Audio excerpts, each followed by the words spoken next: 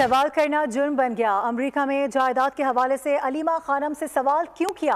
बोल के नुमाइंदे तैयब बलोच के खिलाफ पीटीआई की जानिब से मुहिम शुरू कर दी गई है। पीटीआई की सहाफ़ियों को संगीन नताइज की धमकियां, तैयब बलोच की तस्वीर वायरल करके धमकियां दी जा रही हैं। अदियाला जेल के बाहर तैयब बलोच को फराइज से रोकने के लिए टीमें तश्कील दे दी गई हैं। अपडेट कर दें आपको इस हवाले से।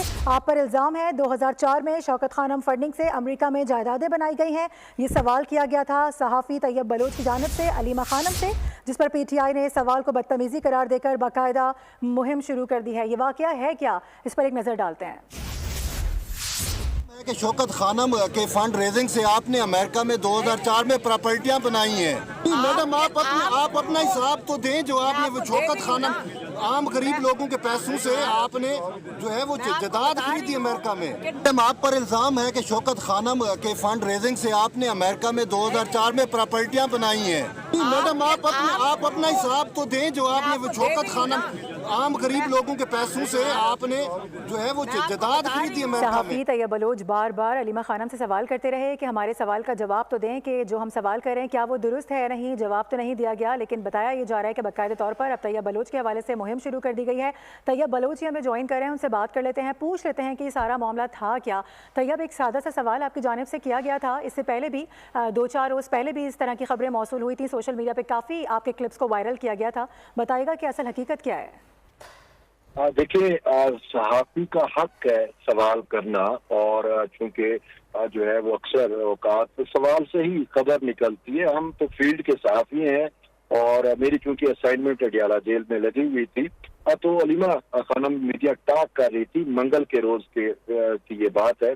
तो मैंने अलीमा से पूछा कि आप पर इल्जाम है कि 2004 में शौकत खानम की फंडिंग से आपने अमेरिका में प्रॉपर्टियां बनाई।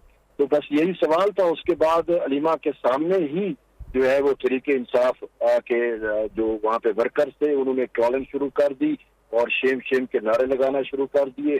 फिर उसके बाद बाकायदा जो है वो एक मुनज़्ज़म कैंपेन जो है वो पीटीआई के सोशल मीडिया से जो है वो चलाई गई, ट्रोलिंग की गई। लेकिन खैर हम सहाफ़ी हैं तो ट्रोलिंग से तो हम नहीं घबराते। लेकिन आज जो है इसमें एक नई अपडेट ये हुई कि आज तरीके इंसाफ की जानिब से बाकायदा मेरी तस्वीर सोशल मीडिया पर वायरल करके ये कहा गया कि अगर आप खान से बानी पीटीआई से आपको मोहब्बत है तो आपने इस जो है इस शख्स को जो है आपने सबक सिखाना है। और यूं जो है अडियाला जेल के पास ही मैं मौजूद हूँ, लेकिन यहाँ पे पीटीआई के कारकुन और वर्कर जो हैं वो इस तलाश में से जो है लेकिन तैयब ये तो किसी पार्टी को इख्तियार नहीं है। अगर आप वहाँ पर मौजूद हैं, कवरेज के लिए मौजूद हैं, एक चैनल की जानिब से मौजूद हैं, चैनल की नुमाइंदगी कर रहे हैं, तो आपको कैसे रोका जा सकता है फिर?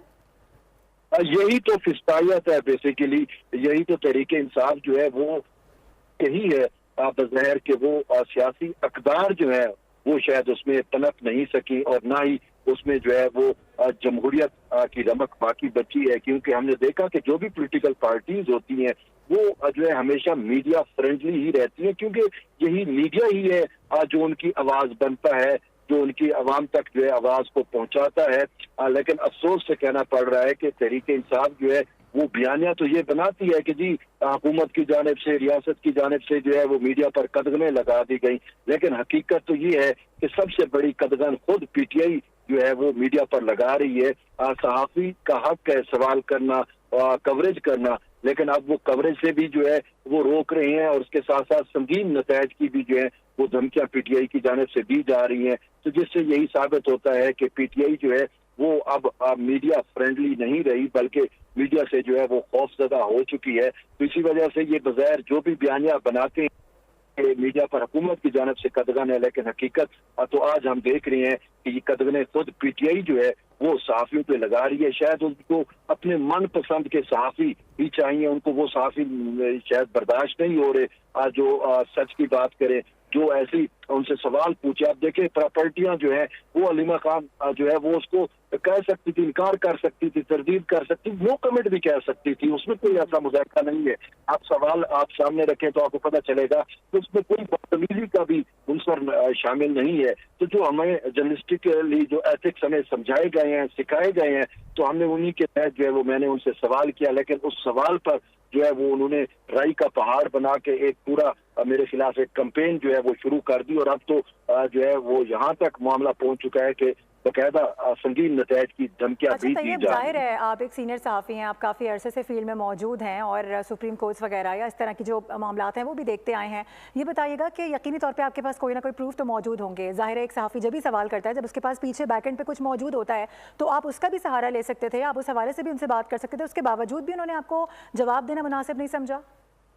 دیکھیں بات یہاں پہ جواب دینے کی نہیں ہے، وہ تو ان کا ہے کہ وہ جواب دیں یا نہ دیں، لیکن یہاں پہ جو اصل معاملہ ہے وہ یہ ہے کہ ایک صحافی کے سوال کو جو ہے وہ بدتمیزی ڈکلیئر کرنا اور پھر اسے سنگین نتائج کی دھمکیاں دینا. جو میں نے سوال کیا وہ میرے پاس انڈینیبل پروفس ہیں، حقائق ہیں کہ جو ہے وہ بلکہ تصاویر بھی ہیں کہ 2004 میں جو ہے وہ کتنی رقم سے وہ فلیٹس جو ہیں علیمہ خانم نے لیے اور جس طریقے سے لیے. میں آپ کو بتا بھی دیتا ہوں کہ عمار سرنگی جو ہے وہ ایک سوشل میڈیا پہ جو ہے وہ بڑے ایکٹیو ہیں، تو انہوں نے اپنے ایکس کے اوپر جو ہے وہ پوری علیمہ خانم کی جائیداد اور پراپرٹیوں کی تفصیلات دی اور بتایا کہ کتنے ڈالر میں جو ہے یہ پراپرٹیاں خریدی گئی اور کب آپ ہمارے ساتھ ہی موجود رہے گا.